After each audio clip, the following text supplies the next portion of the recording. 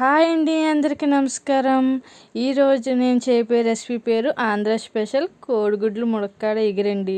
So దానికి కావాల్సిన పదార్థాలు తయారు చేసే విధానం చూసేద్దాం. కోడిగుడ్లతో మనం డైలీ చేసే స్పెషల్ డిష్ కన్నా ఇది ఇంకా బాగుంటుంది. సో ముందు బాయిల్ చేసిన కోడిగుడ్లు తీసుకోవాలి, ములక్కాడ, ఆనియన్స్, మిర్చి, కారం, సాల్ట్, కొత్తిమీర అండ్ చెక్క, ధనియాలు, జీలకర్ర దీన్ని పేస్ట్ కింద చేసుకుని మనం పక్కన పెట్టుకోవాలండి. ముందుగా మనం స్టవ్ ఆన్ చేసుకొని అందులో 3 టీ స్పూన్స్ ఆయిల్ వేయాలండి. ఆయిల్ వేసిన తర్వాత ఆయిల్ వేడెక్కిన తర్వాత మనం ఇందులో కొద్దిగా చిటికెడు పసుపు వేసుకోవాలి. ఎందుకంటే ఎగ్స్ మనం ఇందులో ఫ్రై చేసుకుంటాం కాబట్టి అవి మాడకుండా ఉండడానికి. సో ఈ విధంగా మనం ఫ్రై చేసుకోవాలండి. ఇవి ఎర్రగా ఫ్రై చేసుకుని మనం ఒక పక్కకు తీసుకుని పెట్టుకోవాలి. ఈ విధంగా ఎర్రగా వేగిన తర్వాత పక్కన తీసుకుని పెట్టుకుందాం. ఇందులోనే మనం ఈ ఆయిల్లోనే చిన్నగా కట్ చేసి పెట్టుకున్న ఆనియన్స్, మిర్చి వేసుకుని బాగా ఫ్రై చేసుకోవాలండి. ఇవి గోధుమ రంగు వచ్చే వరకు ఫ్రై చేసుకోవాలండి. సో చాలా టేస్టీ రెసిపీ అండి ఇది. సో మీ ఇంట్లో కూడా ట్రై చేయండి. అలాగే ఇందులో మనం క్లీన్ చేసి పెట్టుకున్న ములక్కాడలు కూడా ఇందులో వేసుకుని ఒక 10 నిమిషాల పాటు మూత పెట్టి ఉడకనివ్వాలండి. సో ఈ విధంగా మనం కలుపుతూ ఉండాలి, లేదంటే మాడిపోతాయండి ఆనియన్స్.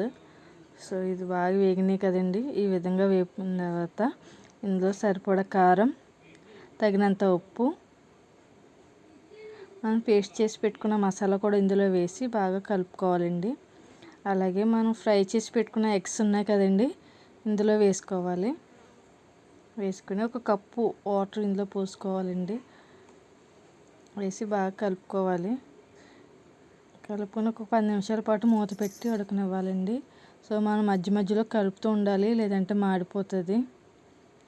సో ఆయిల్ మొత్తం పైకి తేలే వరకు మనం చూసుకోవాలండి. సో మనం మార్నింగ్ టైం పిల్లలకి లంచ్ బాక్స్ అయి పెట్టాలనుకున్నప్పుడు సో చాలా ఈజీగా సింపుల్గా అయిపోతుందండి. పిల్లలకంటే ఎగ్స్ అంటే చాలా ఇష్టం కదా. ఈ విధంగా చేస్తే పిల్లలు చాలా ఇష్టంగా తింటారండి. సో ఇది ఆయిల్ మొత్తం పైకి తేలింది కదండి, ఇది అయిపోయింది.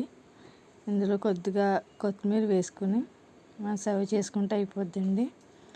సో ఈ విధంగా రెడీ అయిపోయింది కోడిగుడ్ల ములక్కాడ ఎగురు. సో మీ ఇంట్లో కూడా ఎలా ఉందో ట్రై చేసి చెప్పండి. సో ఇది అయిపోయింది కాబట్టి సర్వ్ చేసుకుంటే అయిపోతుంది.